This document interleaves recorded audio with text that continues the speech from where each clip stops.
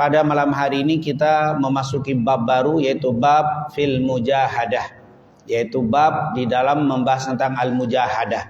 Apa ini al-mujahadah? Al-mujahadah ini kesungguhan di dalam melakukan sebuah perkara. Ini badlul majhud atau badlul juhud, yaitu mengeluarkan semua kemampuan li tahqiqil ghaya al-mahmudah, untuk terwujudnya sesuatu yang mulia. Itu namanya jihad, al-mujahadah. Jadi bab ini bab bersemangat di dalam tentunya melaksanakan ibadah yang diperintahkan Allah Subhanahu wa taala. Dikatakan di situ seperti yang biasa di kitab Riyadhus Shalihin ini, selalu Al-Imam An-Nawawi rahimahumullah sebelum beliau menyebutkan hadis-hadis yang berkaitan dengan bab, beliau tuliskan beberapa ayat Al-Quran atau kutipan-kutipan ayat Al-Quran yang berhubungan dengan bab yang beliau tulis. Jadi bab al-mujahadah, lalu beliau tuliskan beberapa ayat yang berkaitan dengan mujahadah. Setelah itu baru dimasukkan hadis-hadis Rasulullah SAW. Dan ini hampir semua bab, setelah dituliskan bab, dituliskan beberapa ayat. Nah, di antara ayat-ayat yang disebut oleh al-muallif yaitu qala Allah Ta'ala walladzina jahadu fina lanahdiyannahum subulana wa innallaha lama'al muhsinin. Ini tentunya ayat yang berbicara tentang orang-orang yang bersemangat. Dikatakan di situ walladzina, dan orang-orang umum, orang-orang yang beriman secara umum, jahadu, dan orang-orang yang bersungguh-sungguh. Jahadu jihad. Ya, sering kita bilang al-mujahid. Siapa itu al-mujahid? Al-mujahid itu adalah man jahada nafsahu. Siapa yang bersemangat mengeluarkan maksimal kemampuannya fi sabilillah. Sering kita dengar al-mujahidu dalam hadis riwayat Imam Ahmad, al-mujahidu man jahada nafsahu fi taatillah. Dikatakan al-mujahidu, mujahid itu orang yang mujahid, man jahada nafsahu fi taatillah, siapa yang mengeluarkan semua kemampuannya dalam rangka ibadah di jalan Allah, itu namanya mujahid. Seperti kita yang malam ini taklim, ini suka disebut mujahid. Artinya orang yang mengeluarkan tenaganya, waktunya semaksimal mungkin dalam rangka taat kepada Allah, itu disebut mujahid. Nah, nanti makanya disebut tuh mujahid. Nanti ada yang jihad dengan melawan musuh dengan perang. Ada mujahid yang melawan hawa nafsu. Mungkin pernah kita dengar seusai perang Badar, Rasulullah SAW mengatakan raja'na min jihadil asghar ila jihadil akbar, katanya. Kita baru saja pulang, baru saja selesai dari perang kecil dan akan menuju perang yang besar. Sahabat yang ikut perang Badar kaget. Perang Badar itu perang besar sekali. Kenapa? Karena perang pertama kali yang dilakukan oleh para sahabat Nabi Muhammad. Baru pertama kali perang itu Rasulullah perang Badar. Tentunya segala sesuatu kalau pertama itu sesuatu yang luar biasa. Tapi kalau sudah berkali-kali itu sudah biasa. Tapi kalau pertama itu luar biasa. Itu perang yang paling besar menurut para sahabat Nabi Muhammad karena pertama kali. Yang kedua, pasukan muslim hanya 313. Pasukan musuh 1000. Berarti 1:3. Jujur kalau kita pasti ngambil jurus langkah 1000. Kabur. Kenapa? 1:3. 313 melawan 1000. Ditambah yang ketiga, pasukan muslimin tidak siap bertempur dengan alat persenjataan yang lengkap. Bahkan ada yang mengatakan hanya yang pakai kuda 12 orang. Yang pakai panah bisa dihitung jari, nggak lebih dari 20. Sementara yang lain pedang. Sementara pasukan kafir lengkap. 300 pasukan kudanya, pemanahannya sekian. Memang mereka siap tempur. Makanya ini menjadi pertempuran besar. Tapi yang unik, usai perang Badar, Nabi bilang kita baru saja pulang dari perang kecil dan akan menghadapi perang besar, yang lebih besar dari perang Badar. Sahabat nanya, ya Rasulullah, ada perang yang lebih besar dari perang Badar? Tentunya hadis ini walaupun sanadnya dhaif, kata para ulama sanad hadis ini lemah.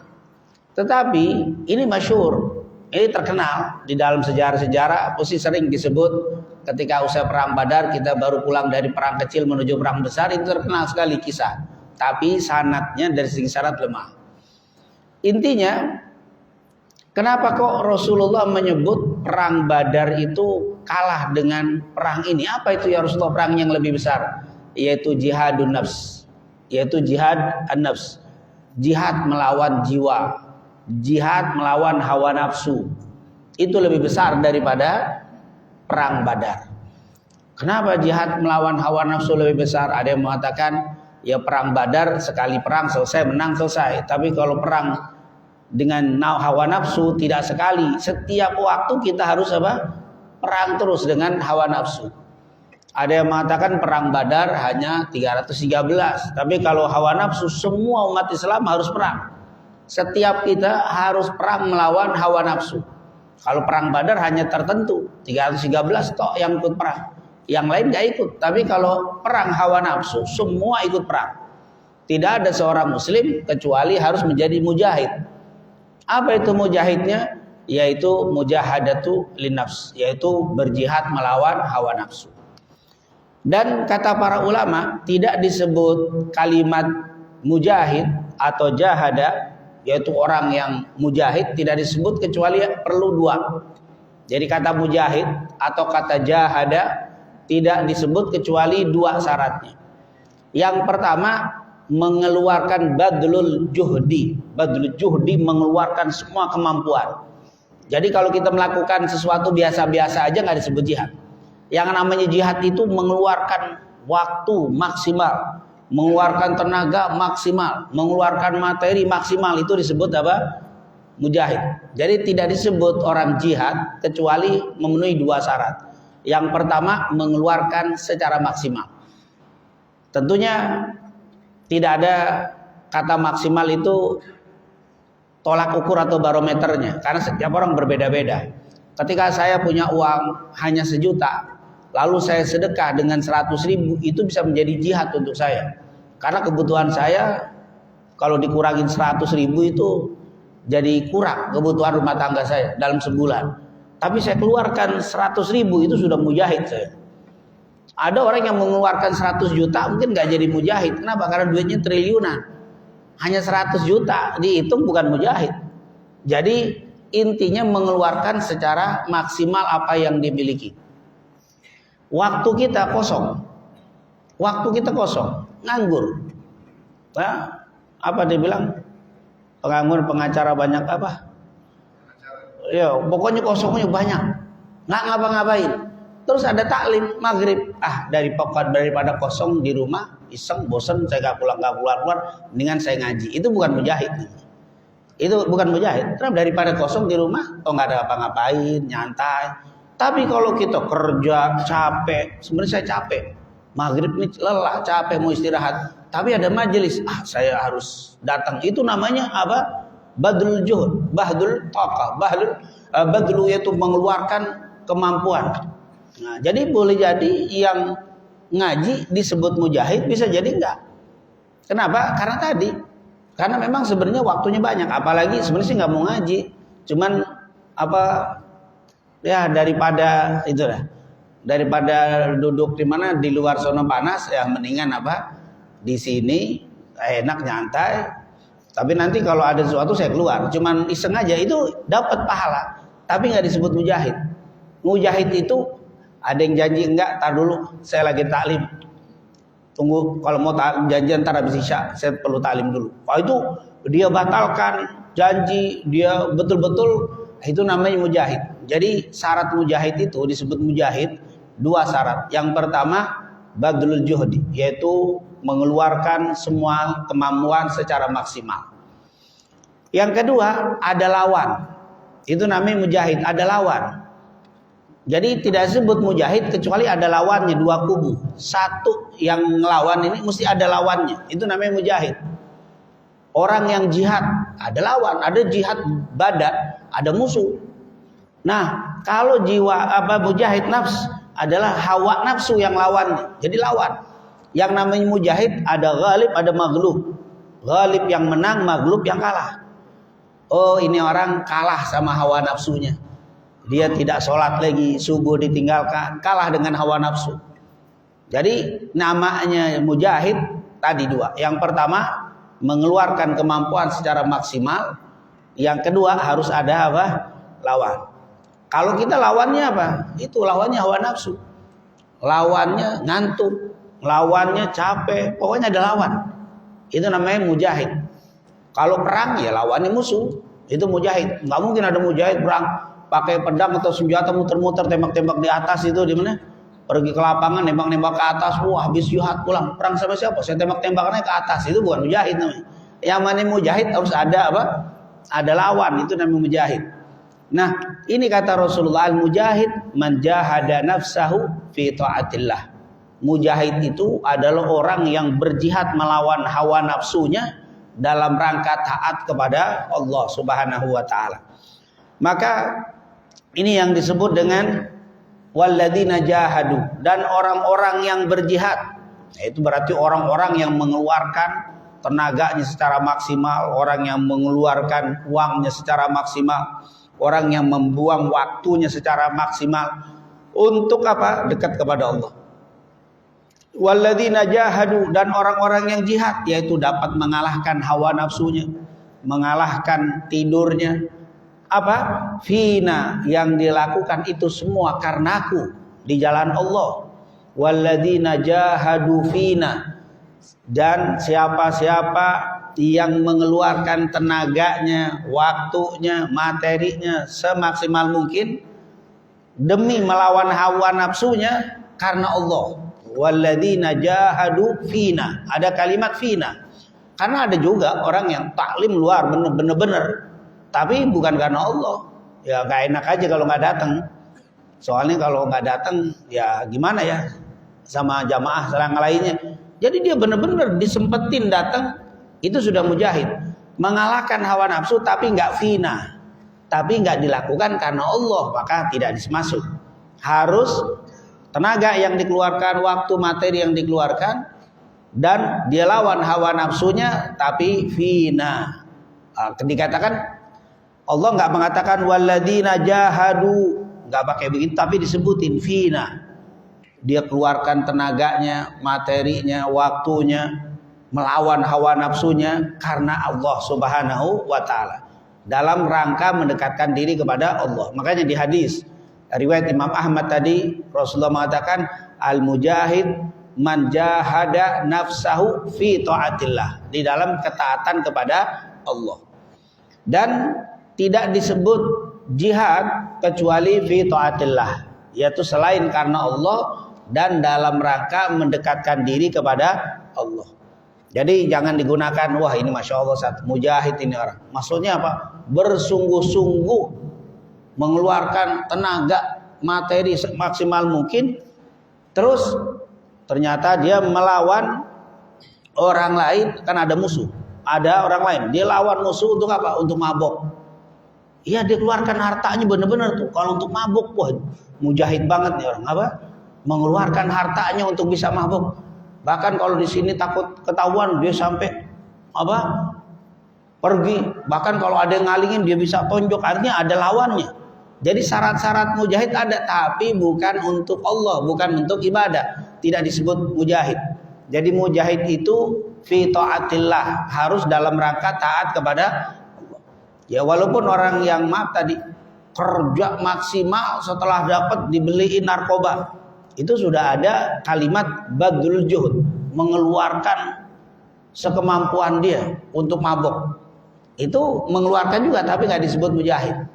Walaupun secara bahasa iya mengeluarkan secara maksimal tenaga, waktu dan materi dalam rangka melawan hawa nafsu atau melawan orang lain, itu sudah masuk. tetapi enggak fina, enggak fi taatillah. Jadi mujahid hanya digunakan dalam istilah fi taatillah. Al mujahidu man jahada nafsahu fi taatillah. Ini kalimat karena kadang kita kan suka menggunakan istilah-istilah agama dengan hal-hal yang tidak agama gitu. Contoh, dana dari fulan telah menyunat, dananya disunat. Itu kan sunat, itu khitan, itu kan sebenarnya bahasa agama. Tapi ketika orang mencuri, mengkorupsi, suka disebut apa? Dananya telah disunat. Itu kalimat sunat itu sebenarnya itu kalimat suci. Karena itu digunakan untuk istilah agama, tapi kadang-kadang diplesetkan dengan dicuri, kalau bahasa gitu mungkin dimaling atau dikorupsi gitu. Tapi kok ngomongnya itu dengan kalimat dananya disunat. Kalimat disunat itu janganlah, karena itu kalimat suci sebenarnya. Al-khitan itu terjemahannya sunat. Nah, jadi jangan digunakan untuk kalimat yang tidak islami. Tentunya kalimat seperti ini, wah ini orang Masya Allah maboknya istiqomah, udah 5 tahun gak berhenti-berhenti. Kalimat istiqomah itu juga jangan digunakan, Allah ribahnya gak berhenti, istiqomah banget dia. Itu kalimat yang suci, jangan digunakan untuk sama jihad. Ini orang kalau untuk mabok, wah juhud bener-bener, semangat banget ya, kayak mujahid. Mujahid itu apa? Bitaatillah, ini bukan untuk dalam maksiat kepada Allah Subhanahu wa taala. Jadi walladzina jahadu fina, dan orang-orang yang jihad fina di jalan kami, maksudnya di jalan Allah dalam rangka taat kepada Allah, karena Allah lanahdiyannahum, pasti kami berikan hidayah kepada mereka. Lanahdiyannahum, pasti kami akan berikan hidayah kepada mereka. Jadi kata para ulama, ini digunakan yang pertama untuk ibadah. Jadi untuk ibadah. Misalkan Bapak bersemangat betul, pengen ngerti Islam, maka Bapak menggunakan waktu, tenaga, materi untuk ngaji. Ditinggalin hawa nafsu, yang mau tidur capek dia tinggalin, datang pengen ngerti agama, pasti Allah kasih. Kalau dilakukan itu fina, karena Allah lanahdiyannahum, pasti Allah akan berikan hidayah, pasti sukses.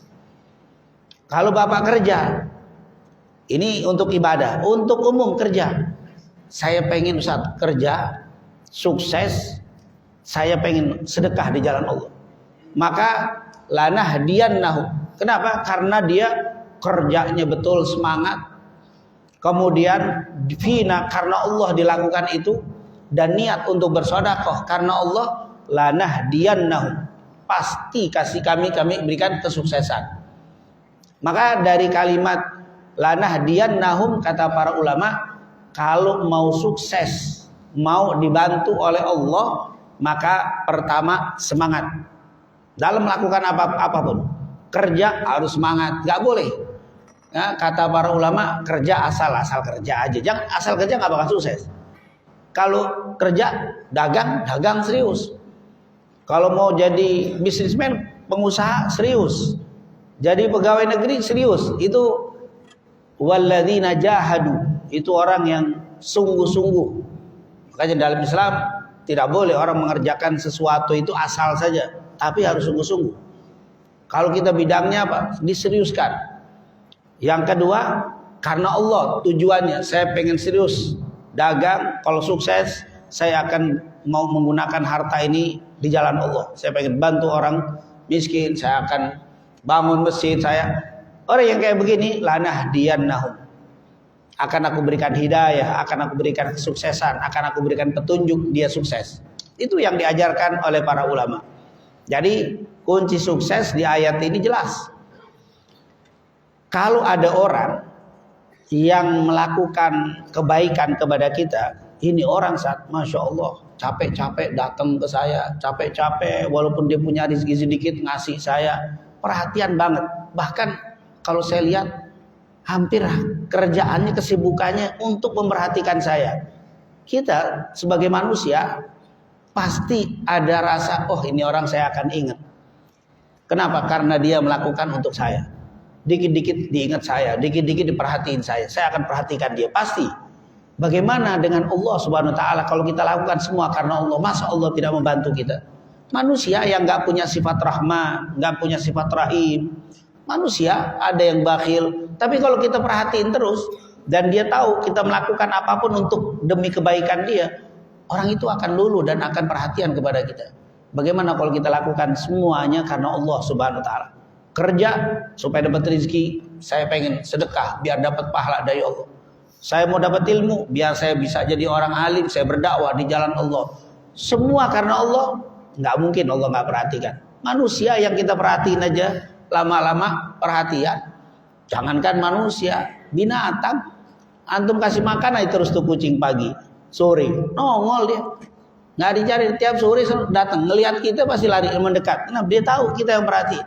Binatang dia akan menjadi perhatian dengan kita, sayang sama kita karena kita perhatian dia dengan dia. Bagaimana dengan Allah Subhanahu wa taala?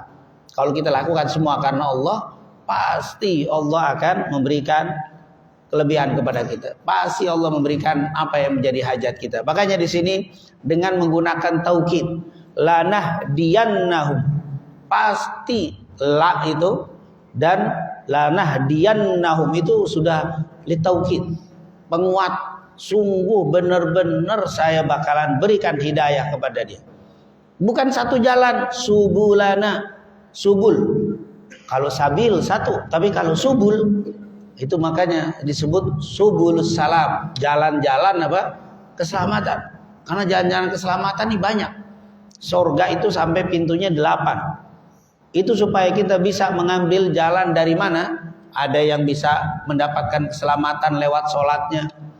Ada yang dapat kebahagiaan keselamatan di akhirat nanti lewat sedekahnya, lewat puasanya, lewat birrul walidainnya.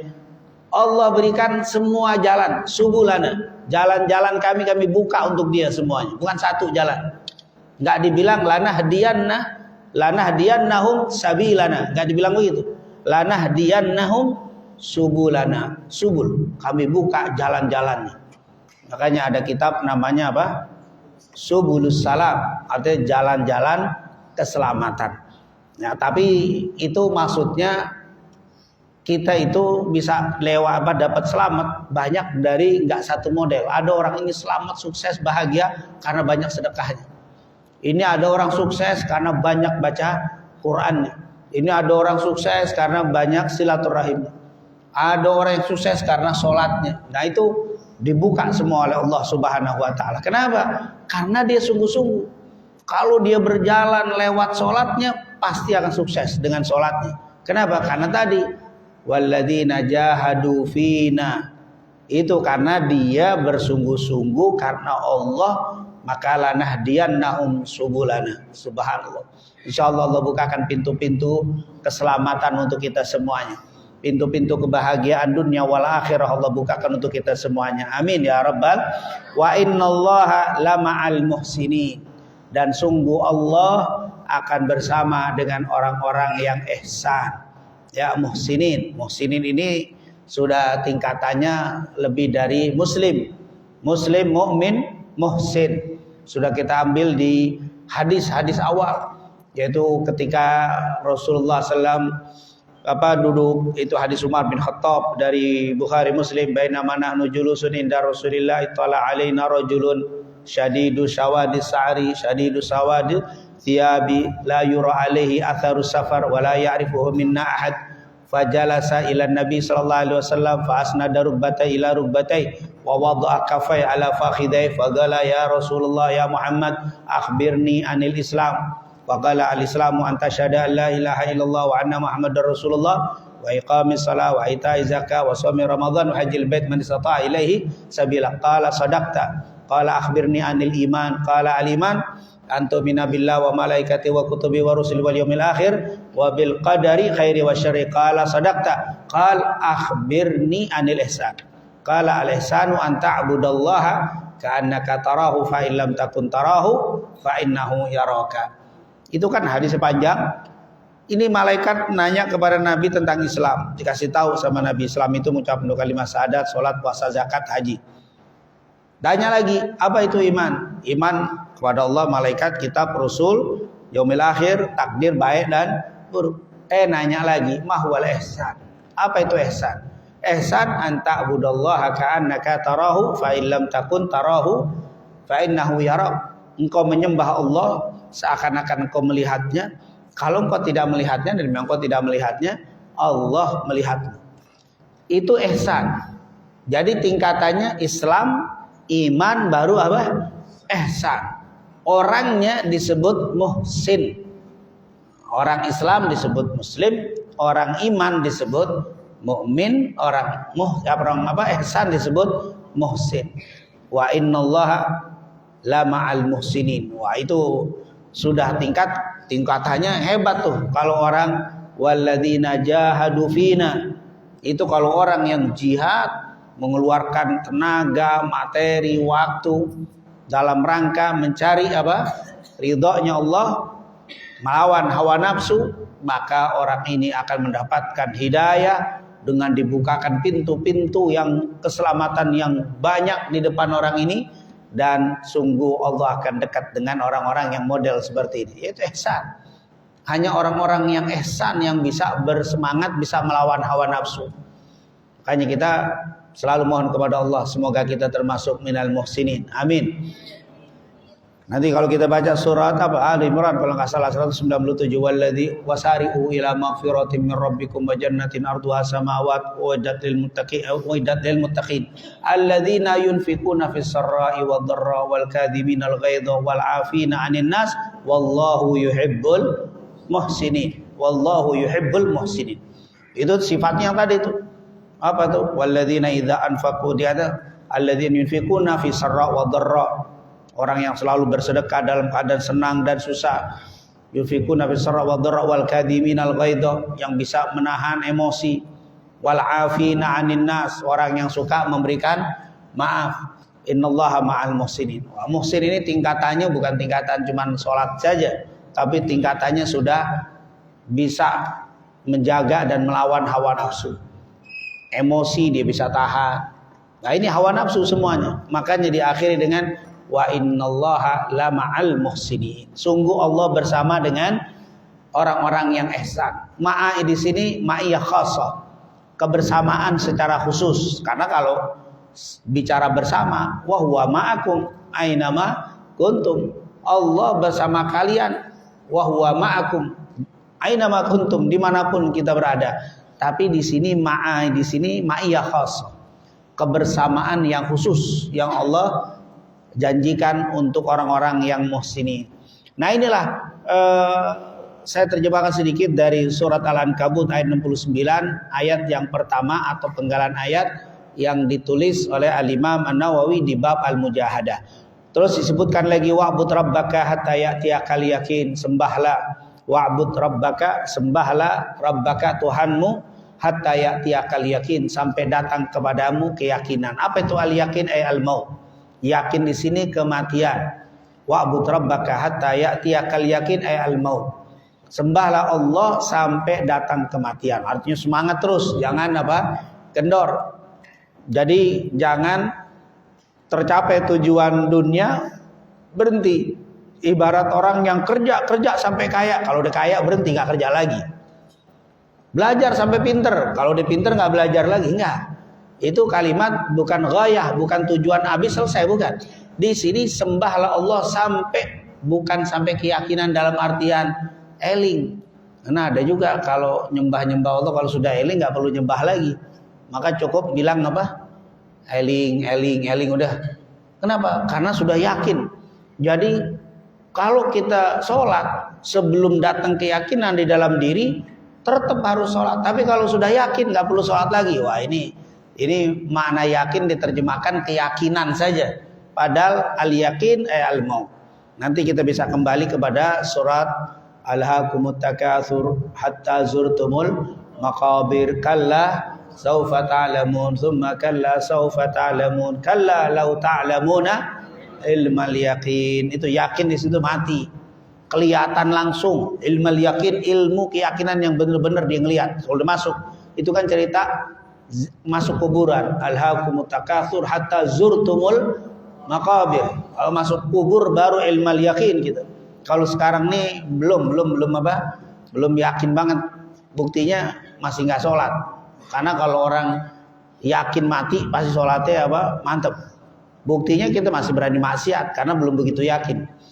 Kata para ulama, orang kalau yakin beneran tentang kematian, nggak mungkin nggak ibadah. Orang kalau betul-betul yakin betul akan kematian, nggak mungkin maksiat.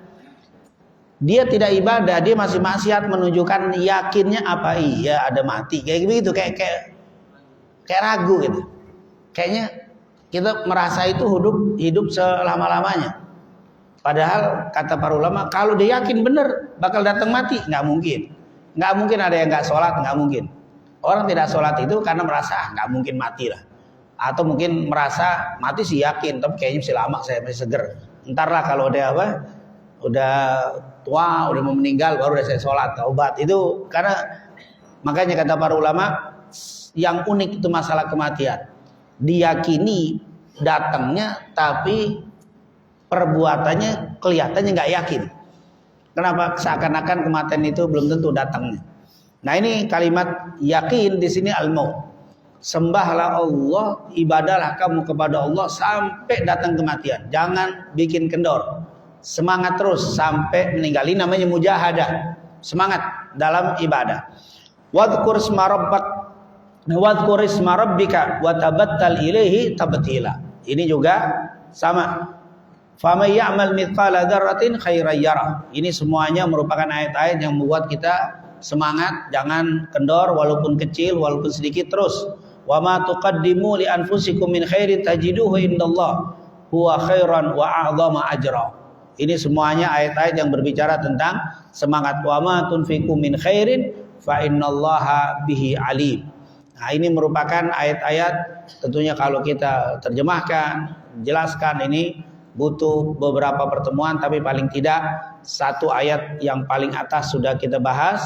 Yang lainnya ini tentunya mengikuti apa yang ditulis oleh Al-Imam An-Nawawi rahimahullah. Dan insyaallah pada pertemuan akan datang kita masuk di hadis al-awwal, hadis pertama.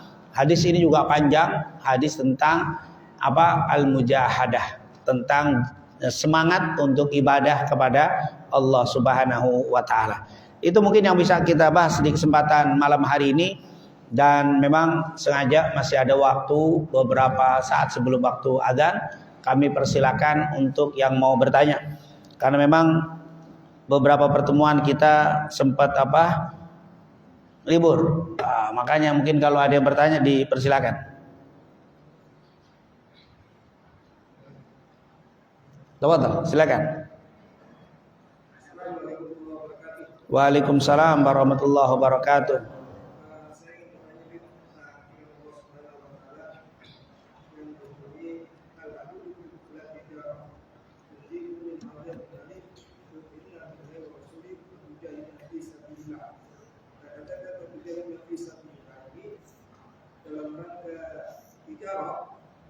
Yang seperti apa secara konkretnya?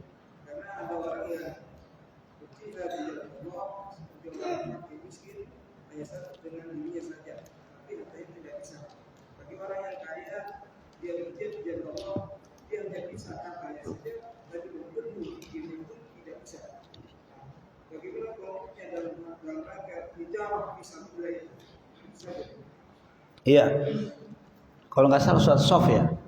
Ya ayyuhalladzina amanu hal adullukum ala tijaratin tunjikum min adzabin alim tu'minuna billahi wa rasulihi wa tujahiduna fi sabilillah bi amwalikum wa anfusikum. Itu adalah yang tadi juga sama, tapi di sini yang lebih lengkap tadi wa tujahiduna fi sabilillah bi amwalikum wa anfusikum dzalikum khairul lakum in kuntum ta'lamun. Yaghfir lakum dunubakum wa yudkhilkum jannatin tajri min tahtiha al-anhar. Itu terus. Intinya di sini berkaitan dengan jihad. Jihad fi sabilillah. Ya ayyuhalladzina amanu hal adullukum ala tijaratin tunjikum min adzabin alim tu'minuna billahi wa rasulihi wa tujahiduna fi sabilillah bi amwalikum wa anfusikum. Ayo orang-orang yang beriman, mau nggak aku kasih tahu perdagangan kepada Allah? Hal adullukum ala tijaratin. Mau nggak kalian aku kasih tahu sebuah perdagangan tunjikum min adzabin alim, yang bisa perdagangan ini menyelamatkan kalian dari azab yang pedih. Tu'minuna billahi wa rasulih wa tujahiduna fi sabilillah bi amwalikum wa anfusikum. Dan engkau berjihad di jalan Allah dengan harta dan juga jiwa. Wah, ini tentunya bagaimana ini? Ada orang yang kaya, dia cuman bisa nyumbang, tapi dia nggak bisa turun untuk apa? Jihad. Ada juga yang nggak mampu, dia jihad dengan tenaga, tapi modalnya dari orang. Tapi ada juga yang jihad yujahiduna fi sabilillah bi amwalikum wa anfusikum. Jihad dengan harta dan juga dengan jiwa. Wah, itu yang paling istimewa, jihad yang diminta oleh Allah Subhanahu wa taala, jihad dengan jiwa dan harta. Mungkin kalau kita baca hadis Sahih Muslim dari Usama ibn Zaid, waktu kita masuk ke dalam bab 10 hari pertama bulan Dzulhijjah. Ma min ayyamin al-amalu fihinna ahabbu ilallah min hadhil ayyamul usr. Qalu wala jihadu fi sabilillah wala jihadu fi sabilillah, kata Rasulullah sallallahu alaihi wasallam, illa rajulun kharaja bimali wa nafsihi wa lam yarji min dzalika syai'a. Itu ketika berbicara tentang 10 hari pertama bulan Dzulhijjah, kata Nabi, tidak ada amalan yang lebih Allah cintai di hari-hari ini melebihi daripada orang yang beramal di 10 hari pertama bulan Dzulhijjah. Ditanya, ya Rasulullah, walal jihadu fisabilillah, walau jihad fisabilillah, illa, kecuali orang yang keluar dengan harta dan jiwanya, walam yarji min dzalika bisyai. Dia nggak pulang, dia pergi jihad dengan harta dan jiwa. Itu yang paling tinggi. Sampai-sampai amalan yang 10 hari pertama kalah. Kata Nabi, nggak ada amalan yang lebih hebat yang dilakukan seseorang melebihi amalan yang dilakukan 10 hari pertama bulan Dzulhijjah, kecuali orang yang jihad dengan jiwa dan harta. Walam yarji min dzalika bisyai. Tapi waktu jihad modal sendiri, badan turun, jadi dia perang dengan jiwanya, dengan hartanya, modal sendiri, nggak pulang. Itu yang paling hebat, kata Rasulullah SAW. Berarti tidak semua orang dapat magom yang bisa jihad seperti tadi dengan jiwa dan harta. Maka ada orang yang jihad, ini kalau konteksnya dengan perang, dia biayain orang untuk perang, dia tidak turun. Itu merupakan jihad dengan hartanya. Ada orang yang perang tapi dia nggak punya modal, maka dia perang dengan tenaganya, biaya dari orang lain. Itu juga istimewa. Itu kalau konteksnya perang. Tapi kalau konteks dagang atau konteks berkaitan di luar perang, sebenarnya sama. Ini kita ada pengajian, atau ada orang yang ingin sholat di masjid tapi nggak ada tempat. Lalu saya mengeluarkan harta untuk bangun masjid, lalu saya ikut sholat di situ juga. Wah, itu namanya jihad bi malih wa nafsi, dengan jiwa, jihad dengan harta dan juga dengan jiwa. Dia yang bangun, dia yang aktif di situ, itu luar biasa. Tapi ada juga dia kerja, sibuk, bisnis, akhirnya dia bangun masjid. Majelis dia bangun di masjid, dia sholat, tetapi untuk sholat di tempat ini nggak bisa karena kesibukan dia. Itu namanya jihad dengan hartanya. Jadi ada orang yang dikasih kelebihan harta tapi waktu nggak dikasih, dan banyak yang begitu. Kelebihan orang di hartanya tapi waktu nggak dikasih. Jarang orang dikasih harta banyak, waktu banyak, jarang. Mesti ada yang potong. Mana kalau dia hartanya banyak, waktu banyak, kerjanya dari mana? Duitnya kok bisa banyak? Mestinya waktu masih nggak sebanyak orang yang nggak sebanyak harta dia. Maka jihadlah kamu dengan hartamu. Kalau kau nggak bisa aktif seperti jamaah, paling tidak hartamu berikan di jalan orang-orang yang berjihad di jalan Allah Subhanahu wa taala. Nah, kita nggak bangun masjid, tapi saya bisa sholat di sini. Maka ini kita juga berjihad dengan pekerjaan kita, dengan jiwa kita. Ini termasuk mujahid. Kenapa saya mengaktifkan, saya selalu ke masjid, saya ikut taklim? Karena apa? Saya nggak berjihad dengan harta, tapi saya berjihad dengan tenaga. Ini termasuk jihad. Jadi ada orang yang berjihad dengan harta, ada yang berjihad dengan tenaga. Ada yang, tapi ini kelasnya sedikit. Yang jihad dengan harta dan jiwa itu sedikit. Dan kalau itu dapat luar biasa. Nah, jadi ini termasuk orang-orang mujahid. Makanya kata Rasul sallallahu alaihi wasallam, adalu ala khairin kafaili. Orang yang menunjukkan suatu kebaikan seperti dia melakukan kebaikan. Ini pewakif yang dulu memberi tanah ini, membangun masjid ini. Itu mereka mungkin sudah meninggal, tapi pahala nggak pernah berhenti. Ini mujahid yang nggak pernah habis. Setiap orang sholat di sini dia nggak ikut sholat, tapi pahala terus. Atau orang-orang yang pernah mengangkat anak menjadi anak asuhnya. Ini anak semangat ngaji, semangat belajar, saya biayai dia. Itu kita jihad dengan harta kita keluarkan. Itu anak belajar. Setelah dia jadi atau saat dia belajar, setiap dia belajar, apalagi sampai jadi, dia dakwah, dia ibadah, kita tetap dapat. Itu sama sebenarnya jihad dengan harta kita. Kalau di zaman dulu kan orang yang jihad dengan harta dan jiwa itu sedikit, bahkan di zaman sahabat sedikit. Mungkin yang kita kenal Utsman bin Affan. Utsman bin Affan itu kalau jihad dengan harta dan jiwanya. Utsman bin Affan di perang Khaybar itu dikatakan hampir 1000 dinar dia keluarkan. Belum lagi ontak dengan perlengkapan lengkap itu sampai 400. Dia keluarkan harta, dia jihad. Itu yang model segitu sedikit. Banyak sahabat yang cuma harta tidak punya, tapi jihad dengan jiwanya. Itu sahabat waktu di perang Khaybar hampir banyak yang nggak ikut karena kondisinya sedang paceklik, nggak punya modal untuk jihad. Utsman yang biayai. Mereka perang tapi modalnya dari Sayyidina Utsman. Itu namanya perang dengan jiwanya tapi dengan tidak harta. Kalau ada yang Sayyidina Utsman dengan harta dan jiwa, nah ini yang luar biasa. Maka di sini kita bisa berjihad, yaitu dalam konteks perang seperti tadi. Di luar konteks perang seperti kita, orang yang mau beramal soleh kita biayai. Makanya kata Rasulullah SAW, kan sering kita dengar dari hadis Anas bin Malik, ada 2 orang adik kakak, yang satu mulazamah ikut terus dengan Nabi Muhammad belajar, yang satu kerja. Akhirnya sekali waktu si kakaknya ngomong sama Nabi, ya Rasul, tolong deh nasehatin adik saya atau saudara saya itu biar sekali-sekali kerja bantuin saya. Kenapa kata Rasul? Saya tiap hari kerja dan saya kasih bagian hartanya untuk dia, sementara dia ngaji terus. Apa kata Rasulullah SAW? La'allaka turzaqu bih. Itu hadis Sahih Muslim. La'allaka turzaqu bih. Boleh jadi kamu dibukakan pintu rezeki karena engkau memberikan perhatian dengan orang yang belajar ini. Saudara mau engkau biayai untuk taklim, untuk dekat dengan Rasul, mulazamah Rasul, la'allaka turzaqu bihi. Boleh jadi kamu diberikan rezeki gara-gara dia itu. Ah, ini namanya jihad. Dia kasih hartanya untuk orang yang beribadah. Ini termasuk jihad. Ada orang-orang yang mau dakwah, kita kasih. Mau kemana? Ke Irian, dakwah. Nih, saya modalin. Berangkat. Itu kita mujahid. Mujahid bima. Yang itu mujahid dengan apa? Dengan jiwanya, dengan tenaganya. Ada juga yang jihad pergi langsung ke Irian sana atau ke wilayah pedalaman, dakwah modal sendiri. Wah, itu yang paling sudah modal dia, dakwah dia, wah itu yang paling hebat. Nah, yang model begini jarang.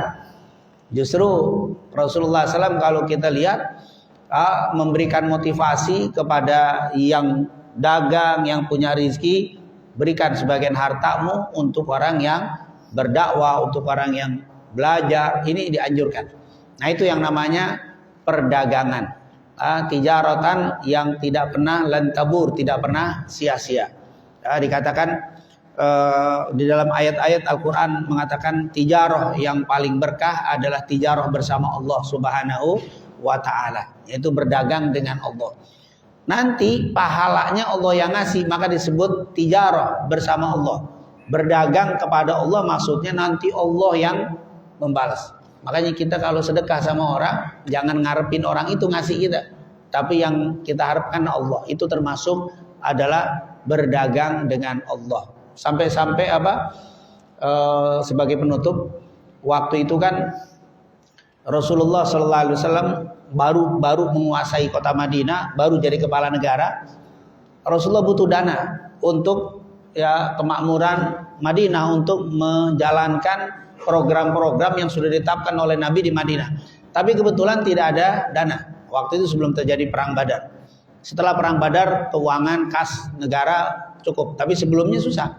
Akhirnya Rasulullah SAW ngutus beberapa sahabat mintain kepada orang-orang kaya yang ada di Madinah untuk menaruh atau memberikan sebagian hartanya untuk mensejahterakan kota Madinah di bawah pimpinan Nabi.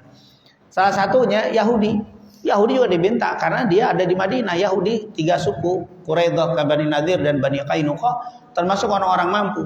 Dan mereka di bawah perlindungan Madinah yang disebut dengan piagam Madinah. Maka mereka harus ikut membangun. Mungkin kalau bahasa kita mungkin bukan pajak ya, dimintai untuk apa? Menjalankan program. Ternyata waktu dimintai, si Yahudi bilang, kenapa Muhammad minta sama kita? Katanya Allah Maha Kaya. Tinggal minta aja sama Allah, kenapa bisa sama kita? Ini Allah miskin apa kok minta sama kita? Begitu. Nah, ini tentunya disampaikan kepada Nabi Muhammad SAW, dan Nabi Muhammad kecewa sekali dengan ucapan tadi. Maka turunlah ayat ini yang disebut dengan berdagang dengan Allah Subhanahu wa taala, yaitu apa yang kau keluarkan untuk orang lain, untuk kesejahteraan orang lain, untuk membantu orang lain, ini termasuk adalah perdagangan dengan Allah Subhanahu wa taala. Dan tentunya ini pertanyaan luar biasa berkaitan dengan jihad dengan harta dan jiwa bisa terjadi bagi pedagang, bukan hanya orang yang perang, tapi para pedagang, para pembisnis bisa melakukan jihad fi sabilillah dengan harta dan jiwanya. Insyaallah sekali lagi Allah Subhanahu wa taala memberikan kepada kita rizki yang halal, thayyibah, rizki yang bisa membawa kepada kita semuanya jalan-jalan kebahagiaan dan jalan-jalan keselamatan fi dunya wal akhirah. Dan semoga kita semuanya dijadikan para mujahid fi sabilillah, mujahid dengan jiwa kita, mujahid dengan harta kita, dan insyaallah Allah berikan lanahdiyannahum subulana. Insyaallah Allah buka selalu jalan-jalan keselamatan untuk kita fid dunya wal akhirah. Amin. Amin ya rabbal alamin. Rabbana taqabbal minna innaka antas samiul alim wa tub alaina innaka antat tawwabur rahim. Allahumma inna nas'aluka ilman nafi'an wa rizqan thayyiban wa amalan salihan maqbula. Wa sallallahu ala sayyidina Muhammadin wa ala alihi